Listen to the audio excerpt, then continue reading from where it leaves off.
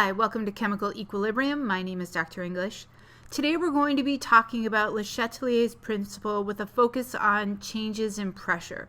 Specifically, we're going to look at pressure changes in equilibrium, changes in pressure, a walkthrough practice problem, and then some Regents practice questions in the end. Pressure changes in equilibrium. Changes in pressure affect equilibrium systems containing gases only. Now remember, we're New York State. This is applying to the New York State Regents exam. There might be a difference of opinion depending on where you are from, in the world. But we're just going to leave it at that this is based off the New York State Regents chemistry curriculum. An increase in pressure, so we're increasing pressure, results in decreasing volume. So again, an increase in pressure results in a decrease in volume. This will shift the equilibrium in the direction that produces the smallest number of cumulative moles. So what do we mean by cumulative moles? That means we're going to add up the coefficients from a balanced chemical equation comparing total moles of reactants to total moles of products. So an increase in pressure, decrease in volume, smaller number of moles. That's what we're looking for.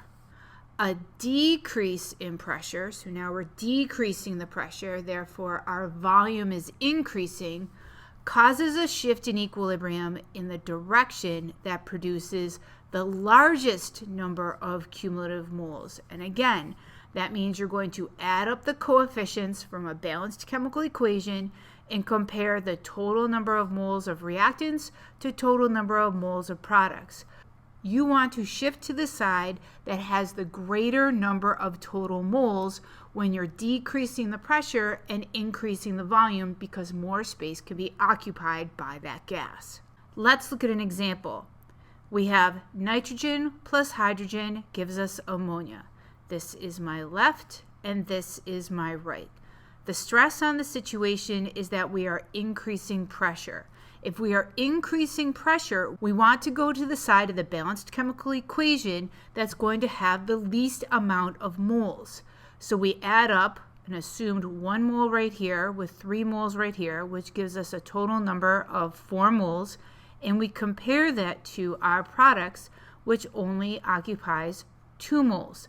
So an increase in pressure is going to result in a rate shift, where the reactants are going to combine together to make more products. As a result, pressure increase is relieved, the amount of N2 will decrease, the amount of H2 will decrease, and overall, our amount of ammonia will increase. So if we wanted to do something to this closed system to make more ammonia, we would increase the pressure, thereby decreasing the volume, so that more moles of ammonia could be produced. Pressure changes in equilibrium. Pressure will only affect the equilibrium of a chemical reaction if all the reactants and products are in the gas phase. If a compound in the reaction is in either the liquid or the solid phase, a change in pressure will not affect the equilibrium. If a cumulative number of moles of molecules in the gas phase are equal, in other words, we add up the number of moles on the reactant side and the number of moles on the product side, and it turns out that the number is the same, a change in pressure will not affect the equilibrium, and you need to watch out for this one. So if you're looking at a situation where pressure is being considered, you need to make sure that you total up the number of moles on the reactant side, the product side, and compare the two. Let's do some practice. I have O3 and O2, right? This is my left and this is my right. The stress here is that I'm adding pressure. If I'm adding pressure, I want to go to the side where I have the least amount of moles. So if I look at the coefficients here, I have a 2 here and I have a 3 here. So if I add pressure, I want to shift my point of equilibrium towards the reactant side and make more ozone, O3. So the response here is a left shift. The amount of O3 is going to increase, and the amount of O2, my oxygen, is going to decrease because I've added pressure, I've decreased the volume, I want to go to the side with the least amount of moles. Let's look at another example. In this situation, the stress is to remove the pressure. So I want to go to the side with more moles. So this is my left, this is my right. If I look at my coefficients, again, I have 2 and I have 3.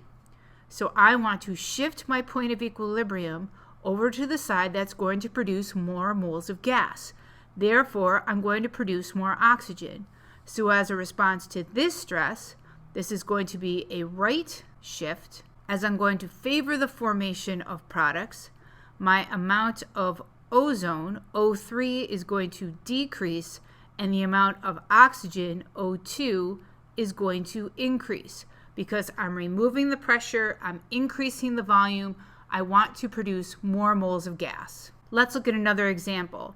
PCl5 in a reversible reaction with PCl3 and Cl2. So this is my left and this is my right. The situation here is that I'm adding pressure. As soon as I'm adding pressure, I'm decreasing volume, which means I want to go to the side with the least amount of moles. So I have 1 mole here, and I have 1 mole here, and 1 mole here. So if I add the total number of moles together on the product side, that's 2 moles of product compared to 1 mole of reactant. So if I'm adding more pressure to the system and I'm decreasing the amount of volume, I'm going to shift my point of equilibrium to favor the formation of reactants. So my response here is a left shift as I favor the formation of reactants. My PCl5 is going to increase, my PCl3 is going to decrease, and my Cl2 will also decrease. Let's look at another example. Again, we have PCl5, PCl3, and Cl2. This is my left, and this is my right. I know from before that I have 1 mole of reactants total, and my total number of moles on my product side is 2. In this case, I'm removing pressure. I'm increasing volume. So I want to go to the side that has more moles of gas. That means my point of equilibrium is going to shift to favor products. It's going to shift to the right. So this is going to be a right shift to favor the formation of products and more moles of gas. My PCl5 will decrease, and my PCl3 will increase, and my Cl2 will increase. Let's try some Regents practice questions. Given the equilibrium reaction, 4HCl plus O2 yields 2Cl2 plus 2H2O. If the pressure on a system has increased, the concentration of Cl2 will, so what I'd like you to do is stop, reread the question, choose an answer, and we'll see how you did. Welcome back. Let's see how you did. So the first thing that I'm always going to do is say this is my left and this is my right. So if the pressure on the system is increased, okay, everything's in the gaseous state. So I know this is a pressure question. I'm going to add up the total amount of moles on my reactant side, which is 5, because there's an assumed 1 right there. And I'm going to add up the total number of moles on my product side, which is 4, because of the 2 here and the 2 here. So if the pressure on the system is increased, okay, we're increasing the pressure. That means I'm going to shift this point of equilibrium over to the side with the least amount of moles because I'm increasing pressure, decreasing volume. The concentration of Cl2 will, here's Cl2 right here. By increasing the pressure on the system, we are going to the side with the least amount of moles. Cl2 is on the side with the least amount of moles. Therefore, this will ultimately increase along with H2O increasing, HCl decreasing, and O2 decreasing. Therefore, the concentration of Cl2 is going to increase. Let's look at another example. Given the reaction, A plus B yields AB. As the pressure decreases at a constant temperature, the rate of the forward reaction will, I'd like you to stop, reread the question, select an answer, and let's see how you did. Welcome back. Let's see how you did. So again, the first thing I'm always going to do is say this is my left and this is my right. And then I'm going to count up the total number of moles on my reactant side and product side. So the total number of moles on my reactant side is 2, and the total number of moles on my product side is 1. So we're decreasing the pressure and therefore increasing the volume. If that's the case, where pressure is decreased and volume is increased, I know that I am going to move my point of equilibrium over to the reactant side in favor of the formation of reactants. I'm going to shift in that direction. So as a result, the rate of the forward reaction, when we know the forward reaction is going from A plus B to forming AB, we're not doing that now. We're going in reverse and forming more of A and B. So the rate of the forward reaction, if pressure is decreased, means that the forward reaction itself is going to decrease. So what did you learn?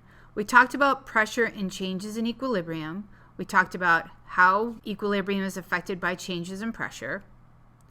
We did some walkthrough practice, and then you did some Regents practice questions on your own. Need more help? Feel free to contact me. Have a great day.